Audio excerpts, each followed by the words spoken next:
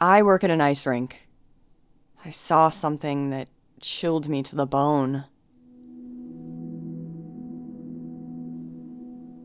I know I should be grateful for a chill job at an ice rink, especially as we gear up for a scorching summer. I'm thinking about quitting, though. I'm too creeped out to go back there. I needed a summer job, and I was a little surprised by the lack of competition for a gig at the local rink. My first day was right after the interview. The pay wasn't great, but the expectations weren't bad either.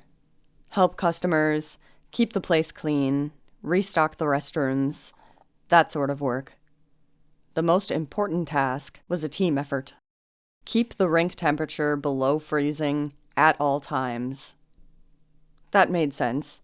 It's an ice rink, not a swimming pool.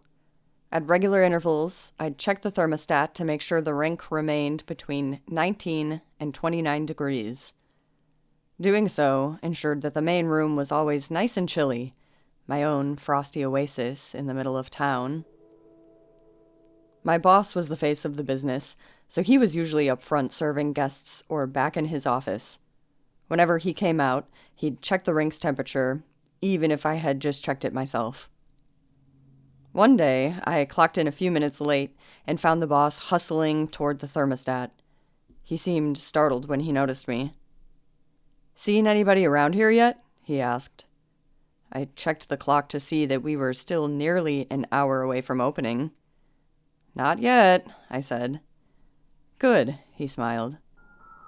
Then he asked me to set up a new game in the arcade. It was a massive cabinet, big screen, two-seater bench, huge speakers. The delivery men rolled it in and moved it into place, so now it was time to plug it in and see how it ran. I plugged in the power cord and fired up the cabinet. The screen flickered, the speakers roared to life, and then the whole place went dark.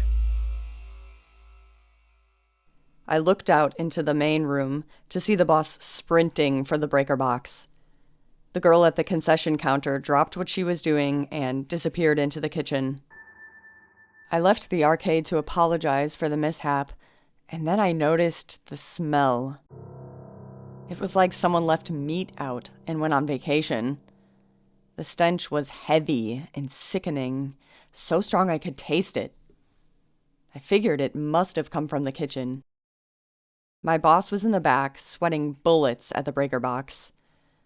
"The wiring's screwy," he said when he saw me. "One thing goes wrong and the whole place loses power." He snapped a few switches back into place and closed the box. Behind us, machines hummed again. He sighed and wiped the sweat from his forehead. "It's just an old building, that's all," he said. He checked the thermostat and stayed by the rink until it was time to open. The smell had mostly dissipated by the time customers started filtering in, but it was hard to forget. It was still in my clothes when I went home.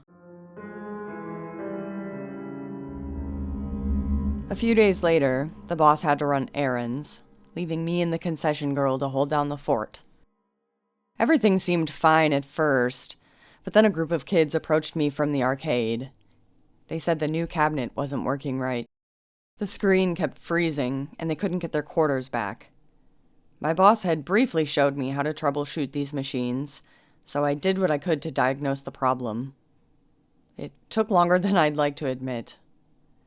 I was hesitant to unplug the game and restart it, but I tried everything I could to get the game working again.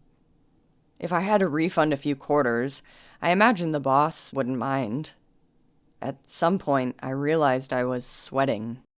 I dressed warm for work since the main room stays in the mid-50s, but I suddenly felt too hot. I told the kids I'd be right back and tried not to look conspicuous as I made my way to the rink thermostat. 30 degrees, still below freezing. I returned to the arcade to realize it was the air conditioner that was struggling. It was blazing hot outside, and our AC was fighting hard to keep the room cool. I finally got the game up and running, then ran by the concession counter for lunch. The late afternoon rush kicked in, and I was on my feet for hours.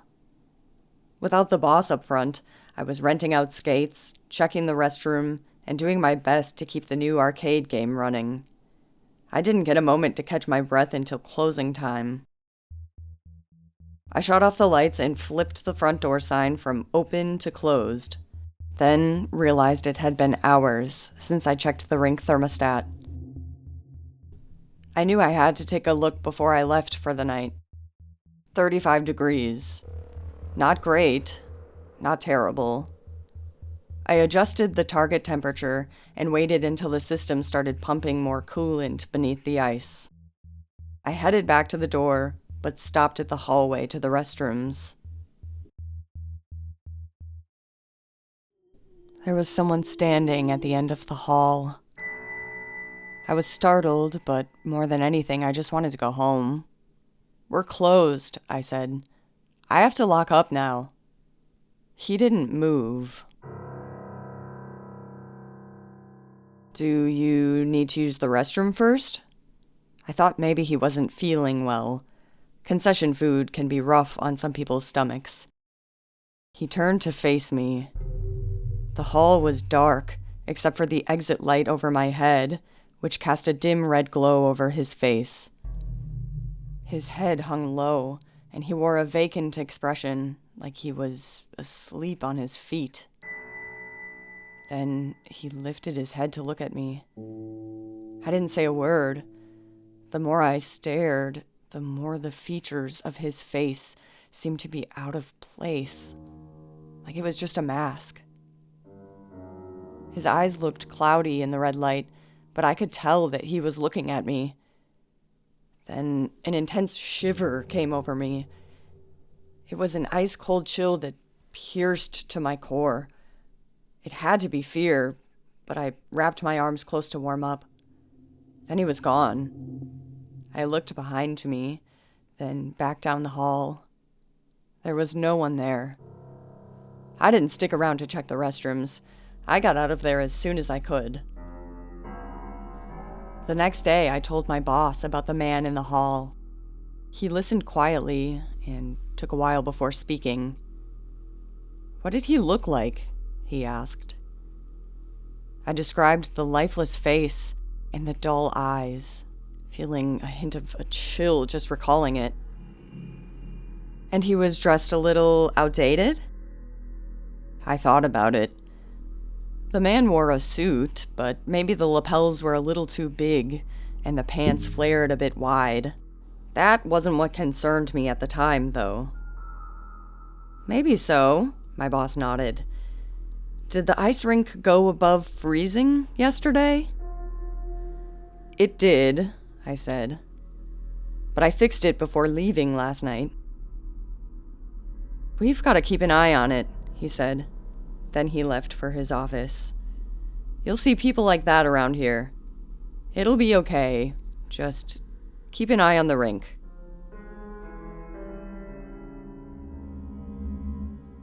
I looked over to the concession counter. My coworker had been listening. She only met my eyes for a second, then she went about her work. We'd be opening soon, and the heat was sure to drive a crowd our way. It's a brutal summer, and when the temperatures rise so high, everybody blasts their AC. It puts a serious strain on the power grid. Yesterday, we tipped the meter too far. The power went out across downtown. My boss went out to fire up the generator, telling me to make sure nobody went near the ice.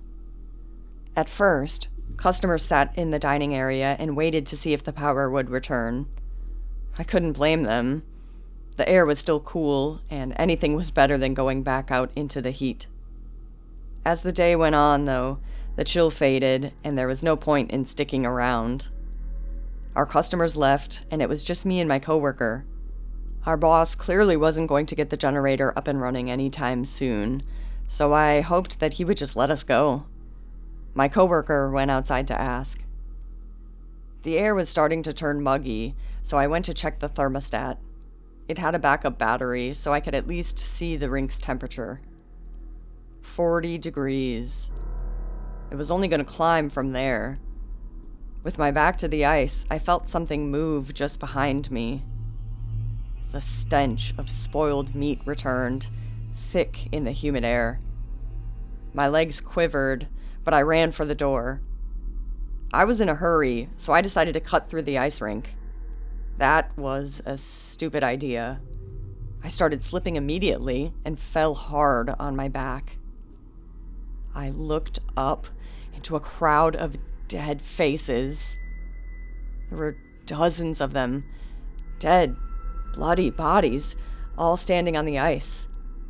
Their faces were frozen in horrified silent howls, while some looked as if they had been beaten or crushed.